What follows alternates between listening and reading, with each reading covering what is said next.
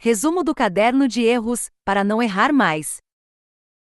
A título de introdução, deve-se ter em mente que, em regra, a acumulação remunerada de cargos públicos é vedada. As hipóteses excepcionais nas quais se admite a acumulação remunerada exigem compatibilidade de horário, mas não abrange todo e qualquer cargo, sendo restrita às seguintes hipóteses.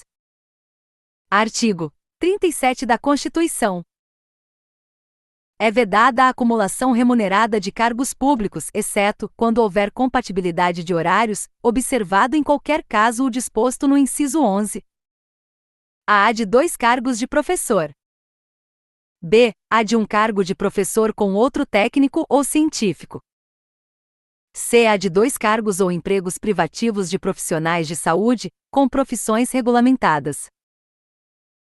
Por meio de lei de iniciativa do respectivo Poder Executivo, a União, os Estados, o DF e os municípios devem instituir regime de previdência complementar para seus servidores públicos ocupantes de cargo efetivo, observado o limite máximo dos benefícios do RGPS para o valor das aposentadorias e das pensões em RPPS. A assertiva está correta, pois em conformidade com o artigo 39, 14 da Confira, 88. Infere-se da norma que a instituição de regime de previdência complementar para servidores efetivos passou a ser obrigatória com o advento da SN 103/2019. Ademais, isto deve ser feito por lei de iniciativa do Poder Executivo. A título de complemento, observo que a instituição do regime de previdência complementar é obrigatória, mas a adesão é facultativa. A acumulação das funções ordinárias do cargo público e do mandato eletivo de deputado distrital não é possível. A hipótese é de afastamento do cargo, emprego ou função pública para exercício exclusivo do mandato eletivo distrital. Artigo 38 e da Confira, 88. Art. 38. Ao servidor público da administração direta, autárquica e fundacional, no exercício de mandato eletivo, aplicam-se as seguintes disposições. E tratando-se de mandato eletivo federal, estadual ou distrital, ficará afastado de seu cargo, emprego ou função. Segunda, investido no mandato de prefeito, será afastado do cargo, emprego ou função, sendo-lhe facultado optar pela sua remuneração. Terceira, investido no mandato de vereador, havendo compatibilidade de horários, perceberá as vantagens de seu cargo, emprego ou função, sem prejuízo da remuneração do cargo eletivo, e não havendo compatibilidade, será aplicada a norma do inciso anterior. Quarta, em qualquer caso que exija o afastamento para o exercício de mandato eletivo, seu tempo de serviço será contado para todos os efeitos legais, exceto para promoção por merecimento. V. Na hipótese de ser segurado de regime próprio de previdência social, permanecerá filiado a esse regime, no ente federativo de origem. Art.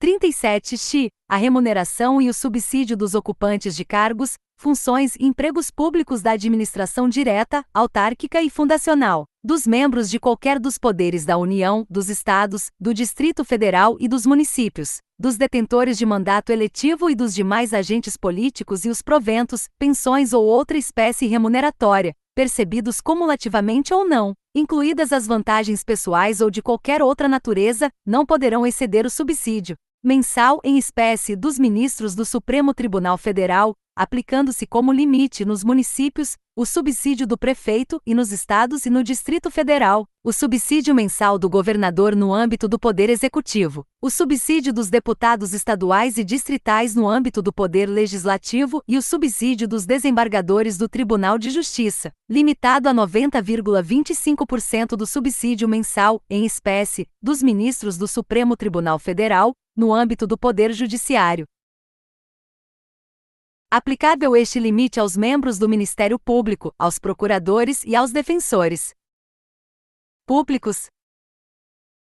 Art. 37. Nono. O disposto no inciso X aplica-se às empresas públicas e às sociedades de economia mista e suas subsidiárias, que receberem recursos da União, dos Estados, do Distrito Federal ou dos municípios para pagamento de despesas de pessoal ou de custeio em geral.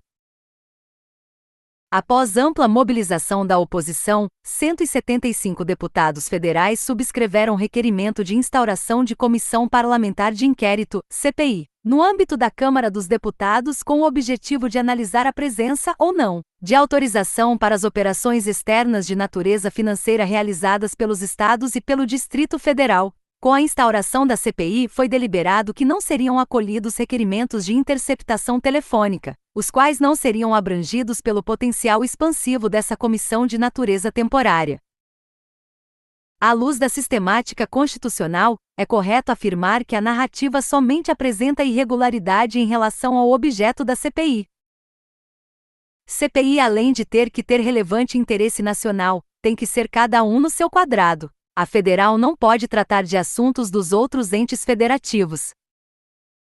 Art. 57. O Congresso Nacional reunir-se-á anualmente na capital federal, de 2 de fevereiro a 17 de julho e de 1º de agosto a 22 de dezembro. Quinto, a mesa do Congresso Nacional será presidida pelo presidente do Senado Federal, e os demais cargos serão exercidos alternadamente pelos ocupantes de cargos equivalentes na Câmara dos Deputados e no Senado Federal. Embora o TCU possa realizar inspeções de natureza operacional nas unidades administrativas de TRFS, o STF não tem poder para requisitar tal atividade. Conforme disposto no artigo 71, 4ª da Confira 88, o TCU pode fazê-lo por iniciativa própria, da Câmara dos Deputados, do Senado Federal, de comissão técnica ou de inquérito. Art. 71. O controle externo, a cargo do Congresso Nacional, será exercido com o auxílio do Tribunal de Contas da União, ao qual compete. Quarta, realizar, por iniciativa própria, da Câmara dos Deputados, do Senado Federal, de comissão técnica ou de inquérito, inspeções e auditorias de natureza contábil, financeira, orçamentária, operacional e patrimonial nas unidades administrativas dos poderes legislativo, executivo e judiciário, e demais entidades referidas no inciso 2º.